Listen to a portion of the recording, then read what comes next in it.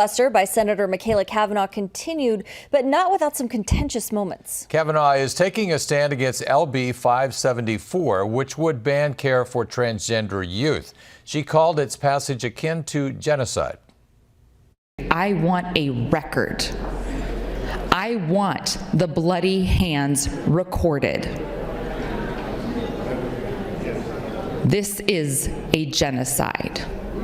This is an assault on a population of people because they are different from you.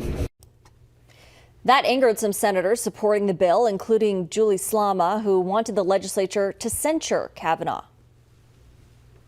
But if you are participating in this filibuster and you are not immediately condemning what she is saying, you are complacent in an erasure for the millions of lives lost to genocide, and you are helping her spout some of the most offensive nonsense I have ever heard spoken on the mic on this floor.